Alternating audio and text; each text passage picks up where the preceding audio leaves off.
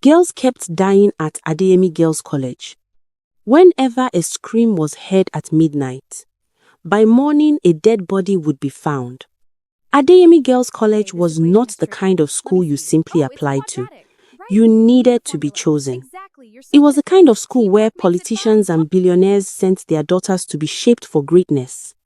The compound was massive, with tall iron gates, beautifully painted hostels, and a reputation for absolute excellence. Its uniform was pressed white and navy. Its hallways smelled like floor polish and ambition. Parents waited years for an acceptance letter. Some donated buildings just to move their daughters up the list. To the outside world, it was the perfect place for a young girl to succeed. But inside those high walls, there was only one problem. Veronica, the head girl. Veronica was in SS3, her final year, and she moved through those corridors like the school had been built around her. Her father was a well-known tycoon. He donated millions to the school during his free time. That act alone made Veronica untouchable. The principal feared her parents. The teachers turned a blind eye to her behavior, and the students worshipped the ground she walked on out of pure terror. She was tall, sharp-eyed, and effortlessly beautiful in the way that made other girls self-conscious just standing near her. She never shouted. She never needed to. A single look from Veronica could make a junior student's hands shake. She had 3 girls who went everywhere with her blessing, Chika and Kamsi, and together the 4 of them were the unspoken law of Adeyemi Girls' College. Nobody reported Veronica. Nobody challenged her. The one girl who had tried 2 years ago had found her belongings scattered across the compound 3 mornings in a row and was later expelled for unknown reasons. Veronica was the best student in her class. She had held that position since SS1 and she wore it like a crown. Until the day Adaora arrived.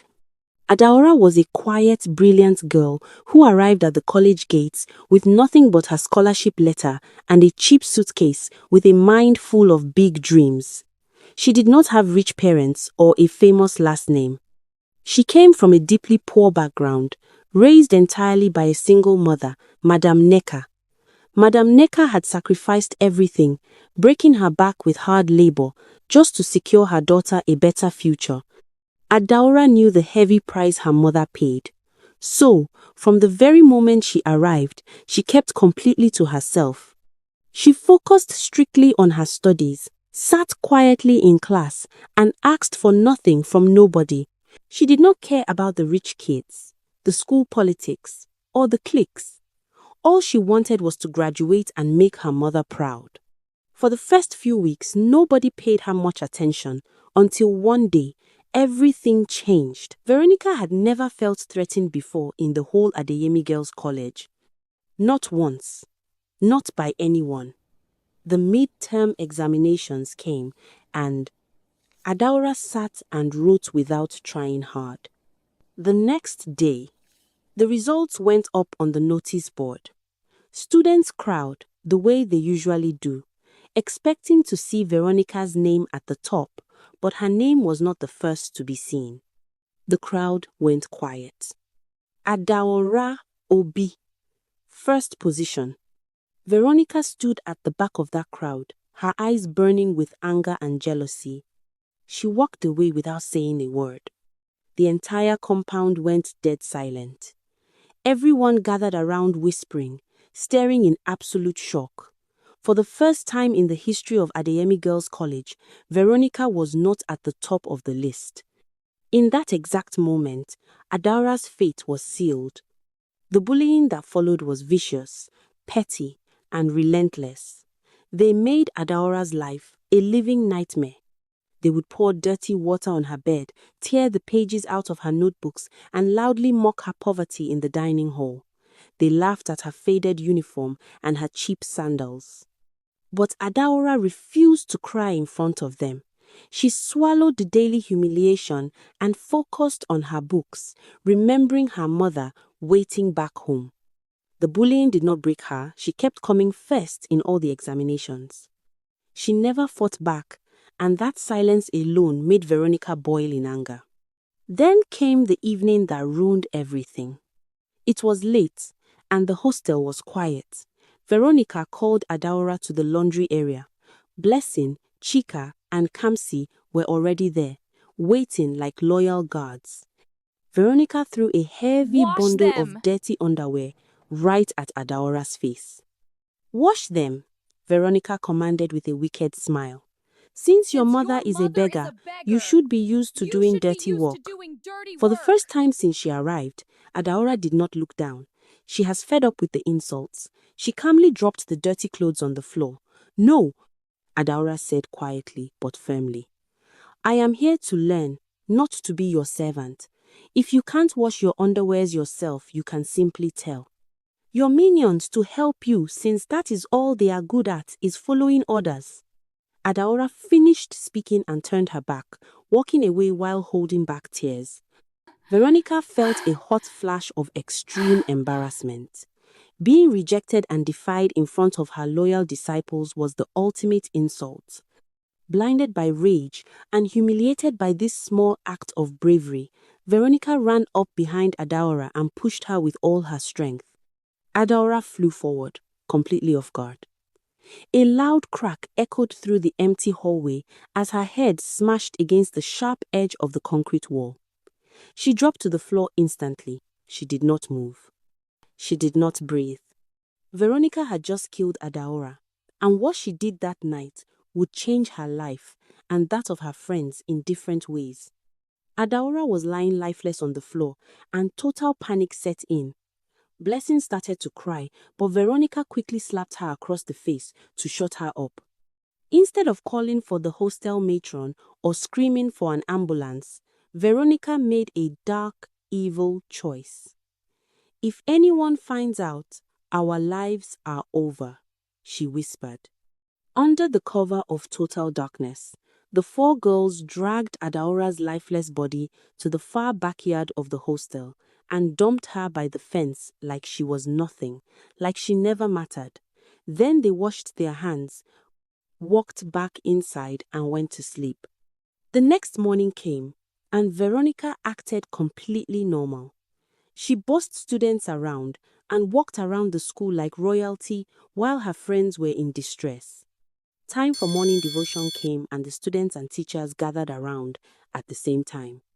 Mr. Tunde, the school gardener, showed up for work like any other day, heading straight to the backyard fence to cut the grass when he stumbled upon Adaura's lifeless body. His horrified scream alerted the whole compound. When the terrified principal demanded answers, Veronica, trying to cover up her and her friend's track, told a perfectly practiced story. She said they saw Adaora playing around the fence last night with some boys from a different school and had tried to warn her, but she insulted them and refused to come inside. Because of Veronica's power and family name, the school believed them without asking a single question. The school was forced to call Madame Necker, and she arrived that same evening to take her daughter's body. She stood at the massive iron gates of Adeyemi Girls' College, crying and demanding answers. But the school management shut her down. They firmly told the grieving mother that her daughter had brought this upon herself. But Madame Necker knew her daughter better than anyone. She knew her quiet, hard-working girl would never sneak around with boys. She went straight to the police to make a report, but because the school was so prestigious, the police pushed her words to the side. They wrote nothing down and told her to go home. Heartbroken, Madame Necker went back to the school, and she was not allowed past the gates the second time. She was thrown out like a piece of garbage. With no choice left, Madame Necker took her daughter home and buried her. Veronica and her friends thought they had gotten away with murder. Since they were already in SS3 and almost graduating, they thought the truth was going to be hidden forever. After the burial, Madame Necker went back to her small, empty house. The silence of the rooms was deafening. She tried to tell herself to leave vengeance to God, to just let her heavy heart rest and accept her tragic fate. But the dead do not sleep when their killers walk free. That very night, the dreams began. As soon as Madame Necker closed her eyes, the room turned ice cold and Adaora appeared. She was not the peaceful, smiling girl her mother remembered. She stood in her crisp white and blue Adeyemi Girls' College uniform, her head badly bruised, tears streaming down her face. Adaora did not give specific names, but she kept weeping bitterly without saying a word. Madame Necker woke up screaming, her body shaking in the dark. The dream did not stop. It happened the next night and the night after that. Adaora's restless spirit was crying for justice, and Madame Necker knew she could no longer just sit and weep. The school had lied to cover up a murder. The police had completely failed her. If the law would not fight for her daughter, she had to go diabolical. She packed a small bag and traveled deep into her village to find a powerful Baba. She knelt before his shrine in the dirt, no longer a weeping mother, but a woman fueled by pure anger. "They killed my only daughter," she told him flatly, "and the rich and powerful covered it up. I don't want you to just strike them from afar. I want to go to that school myself. I want them to look me in the eye when their time comes and in their final moments." She made a very dark request. She asked the Baba for the power to turn into a deadly snake, something that could easily slide past the massive iron gates and security guards of Adeyemi Girls' College without anybody noticing. The Baba looked at her and warned her. "Madam, this thing you are asking for is too dark," he said. "To wear the skin of an animal, you are trading your own soul. You will never have peace again." Madame Necker didn't even flinch. "My peace is already buried inside the ground," she said as she took the small bottle from the Baba's hand. She agreed to the pact and drank a bitter concoction mixed with dark roots.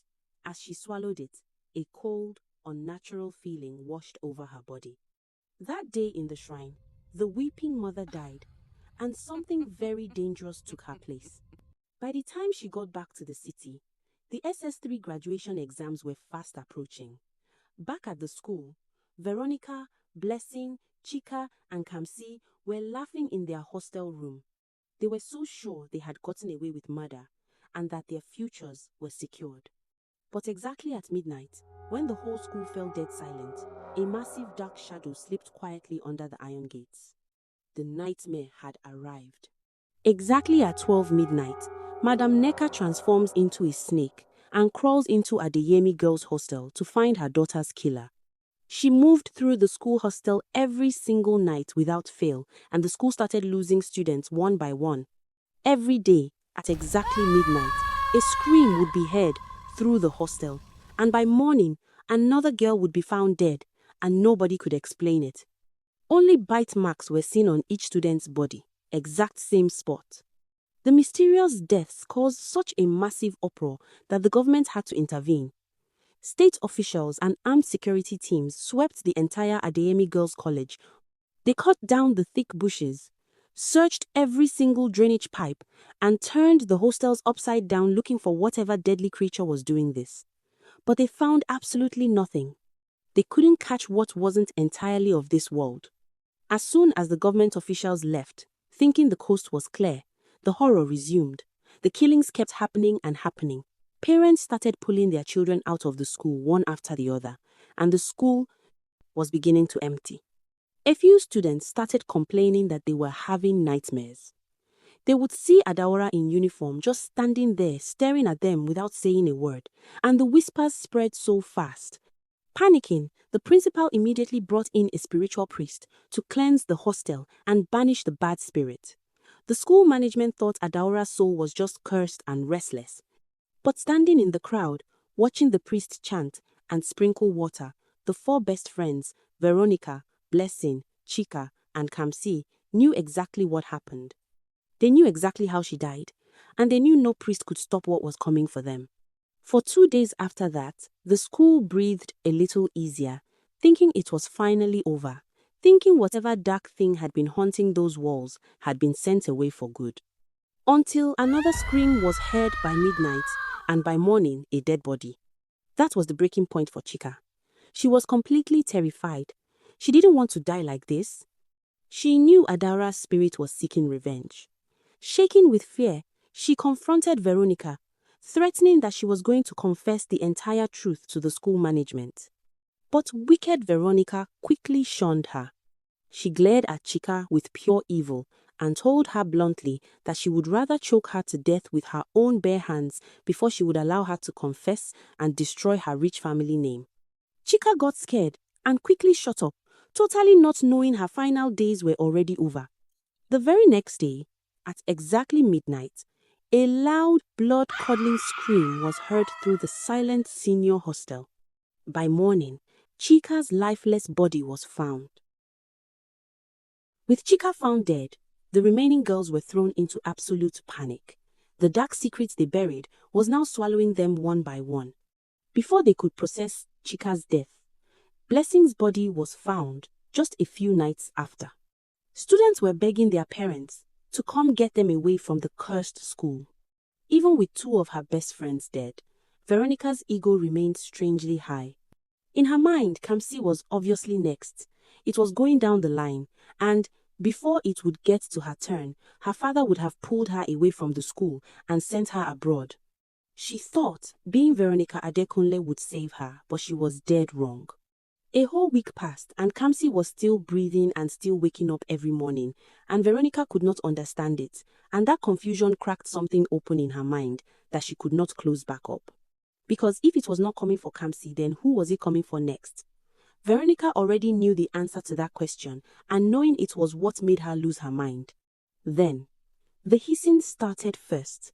A sound she could hear but nobody else could, low and constant, following her from the classroom to the dining hall to the hostel. She would stop walking and look around and find nothing. But the moment she started moving again, it was back. She anxiously called her dad, yelling and telling him to hurry up with his projects and come take her away from the school for good. But that chance never came. The night before she was supposed to leave, disaster struck. She brushed her teeth, smiling, and went to sleep. But immediately her eyes shut, the terrifying nightmare began. She jolted awake, breathing heavily, then her eyes met something curled at the foot of her bed. It was staring directly at her, waiting to strike. The scream that came out of Veronica brought the entire hostel to its feet, doors flying open, girls flooding the corridor, teachers running in, and Veronica was pressed against the wall of her bed, sobbing and shaking and begging it not to kill her. And then every single thing she had been holding inside for months came pouring out of her mouth in front of everyone. The bathroom, the push, the sound Adaora's head made against the wall, dragging her body to the fence, the rehearsed story, all of it, every last word. And when she was done, the corridor was completely silent. The truth was finally out. Veronica thought her confession was going to save her from Adaora's wrath, but she was wrong. After the teachers sent the confused students back to their rooms, waiting for morning to come before they make a decision, Veronica collapsed back into her bed that night, feeling something she had not felt in months. Relief. Like the weight had finally been lifted off her shoulders. She closed her eyes and for the first time in a long time she slept. But by the next morning when the hostel matron went to check on Veronica in her room, another horrifying scream echoed through the building. Veronica was lying completely lifeless on her bed. Her eyes were rolled back and her body stiff. No bite marks were seen, but she was dead. That was Veronica's karma. The snake never came again after that night. As for Adeyemi Girls' College, the horrific news spread like wildfire. Angry parents immediately withdrew their children, and eventually the school, not being able to function without students, had to shut down for good. Back in her village, Madam Neka bought white flowers and visited her daughter's grave. She knelt in the dirt and pressed her palm into the soil, the way she always did, and told her daughter that everyone knew the truth now. Justice was served, and it was time to let go and rest. She stayed until the sun went down. Then she walked home. That night, Madam Neka slept without dreaming for the first time since her daughter died. Adaora was finally at peace.